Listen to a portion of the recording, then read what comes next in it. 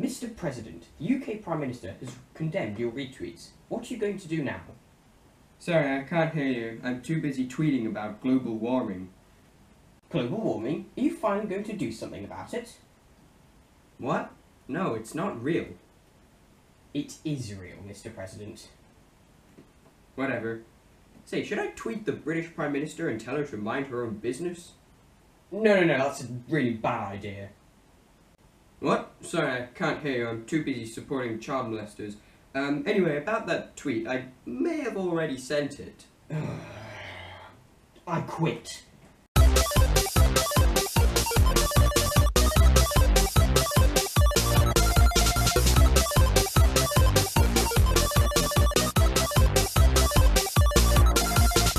David, where are you?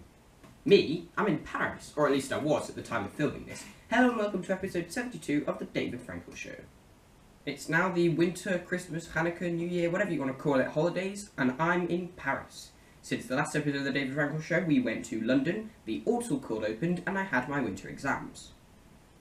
Whilst in London, we were planning to go to Mailrail, which opened on the 4th of September, but then when we tried to book it, we realised that it had been booked out months in advance, so we will save that for another time. We did, however, go to our regular yearly wildlife exhibition. Then it was revision season, although I didn't end up doing all that much revision, since this time round I only had 6 exams to prepare for, as opposed to last summer when I had 27. On the 10th of December, Duncan and I headed out after some of the UK's worst snow this year to go see the Auto Corps, which opened to the public. On board the 0840 from Manchester Victoria's Manchester Oxford Road, we were joined by GM Trainspotting and many others. But more about that in train news, or a whole separate video we did all about it. You can find both in the description below. Then we had our exam week. We also watched Star Wars The Last Jedi, which I really enjoyed, but my mother thought it was terrible. So my mum's friend, whose flat we're in, is on holiday, so she's let us the flat for a week, so that's why we're in Paris. Although when we heard the news, my dad was quick to book plane tickets, so he did not come on the Eurostar, unfortunately. However, we did take the TGV to Strasbourg for the day.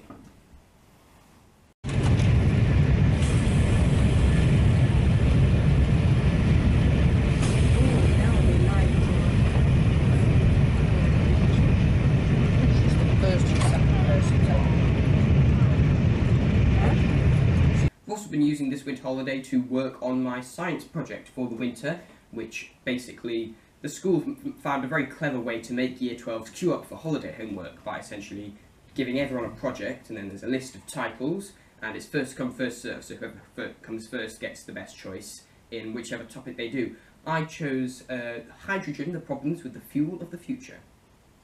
Then, in Nobody Wants to Hear Me Talk About Politics news, Donald Trump has continued his barrage of random Twitter outbursts, and in early November retweeted several videos from British hate group Britain First. Theresa May, surprisingly enough, actually condemned him and said that it was wrong for the president to have done this, which is a first. But instead of apologising, Trump then tweeted directly at her, well, after the second try, it's the first time he tweeted the wrong Theresa May, basically telling her to mind her own business and concentrate on the destructive radical Islam taking place in the United Kingdom, and then went on to say that we're doing just fine. Just fine? Just fine? Correct me if I'm wrong here, but didn't more people die in the Las Vegas shooting than all UK terrorist attacks put together in the last decade? Just fine. Just fine, you fucking idiot. The tweets resulted in a strange phenomena as millions of people across the UK said, "Oi, how dare you disrespect our Prime Minister? Come on, Theresa, go get him, we support you." Wait, what are we saying? Amongst Trump's other achievements this month was tweeting that he hoped global warming would come sooner. We're so screwed. Brexit, on the other hand, is going really well. We've now moved on to Phase 2, which is different to Phase 1 because it has a different number. We've had some sort of conclusion on the Irish border, and also it's now been revealed that Britain will pay the EU a divorce bill of £50 billion, a piece of news that had the rare effect of pissing off both Leavers and Remainers. Leavers argue, "Oh, what a terrible waste of money," and I agree, it is a terrible waste of money. Maybe we should just scrap this whole thing. Just for some context, that's about as much as the entire projected cost of HS2. And you thought Southern Rail season tickets were expensive. So it is the last day of 2017, the gripping, action-packed sequel to the horror movie that was 2016. Trump's been in office for less than a year, yet it feels like he's been here for decades. I don't think any world leader in history ever has had this many gaffes in their first year. Heck, it took Hitler 6 years to start a world war. But to those of you who do like comparing Trump to Hitler, I would argue, no, not really. Hitler had a plan. His steps were coordinated and planned and masterminded, and Trump's first year has just been totally chaotic and random. So I wouldn't really say he's a mastermind dictator, I'd compare him more to a lunatic. I mean, the man has an attention span of about 4.5 minutes. He's thrown age-old rules of measured and official diplomacy out the window, threatening the world with nuclear war by calling Kim Jong-un Little Rocket Man, tweeting insults at Western leaders, and saying some of the most ridiculous things.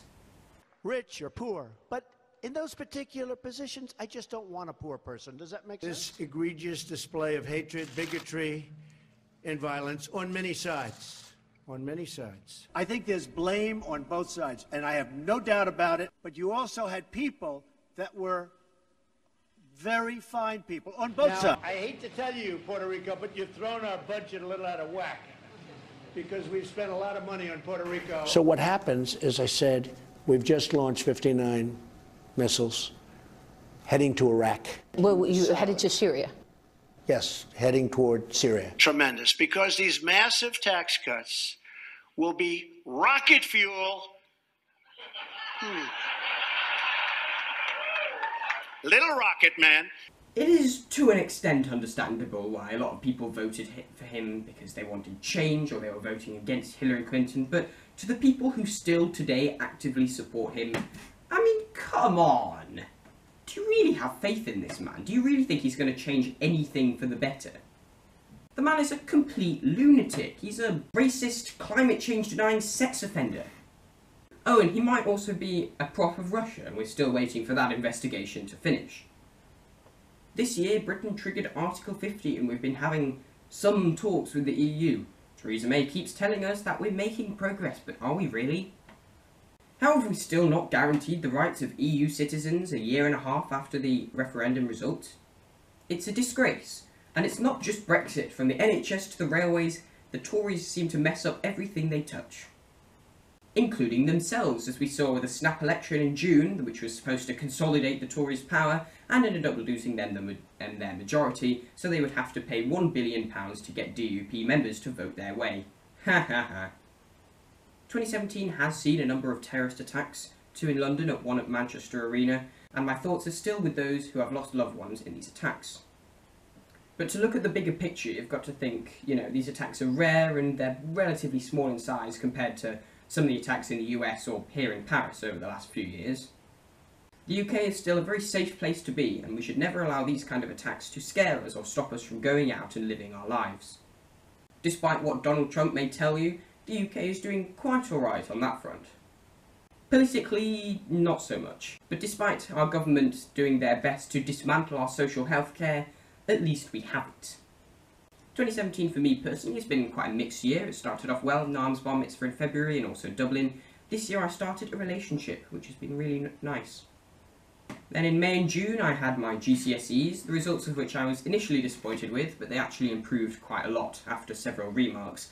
I just wish they would get them right the first time, Over the summer we of course did our big holiday in Switzerland and Hungary, and now we're in Paris for December. Duncan and I also did 2 train spotting tours this summer, one in early June and the other in late August. This year has seen some fantastic growth for my YouTube channel. We started off in January with a record-breaking month of over 11,000 views. I also hit 400 subscribers in April, but after a while everything stalled a bit because obviously I wasn't making as many videos because I was busy revising. Then in July I started climbing again, hitting 500 subscribers in early August, and then 600 subscribers also in August, making August my best ever month.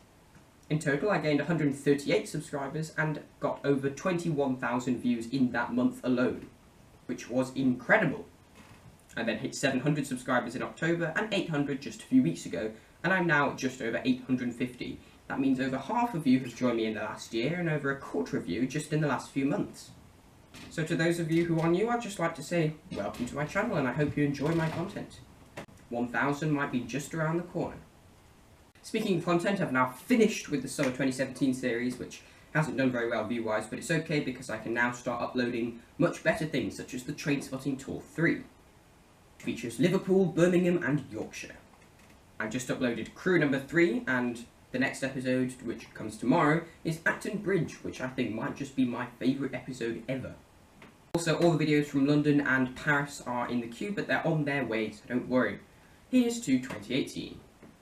So we took the TGV to Strasbourg. We passed through many towns and some fields and under some tunnels. You'll like this segue. France has a lot of fields, but also a lot of forests. But what is a forest?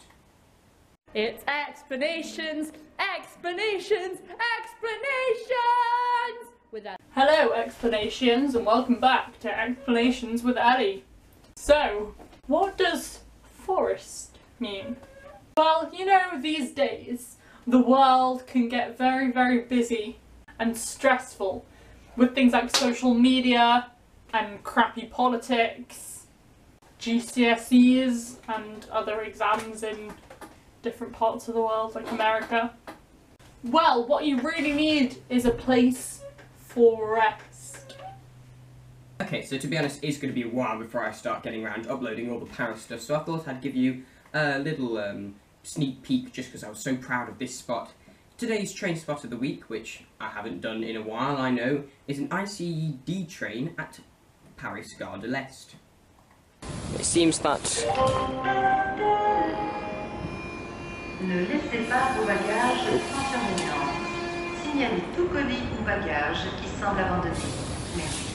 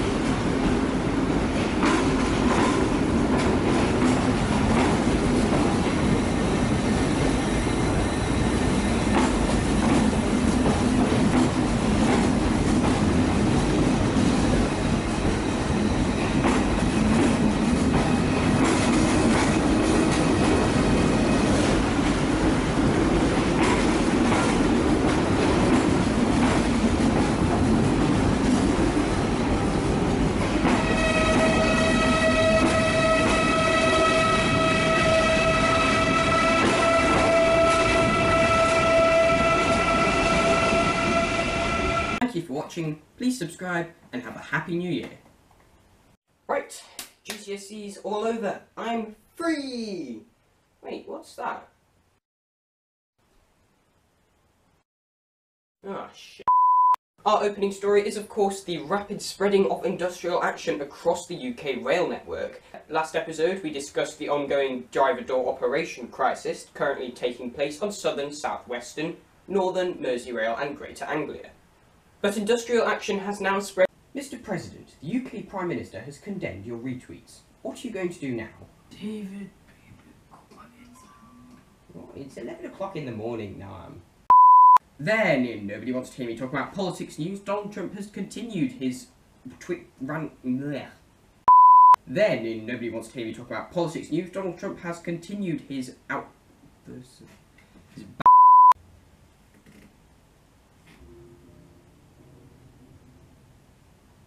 Sounds like a bag of metal poles falling down the stairs.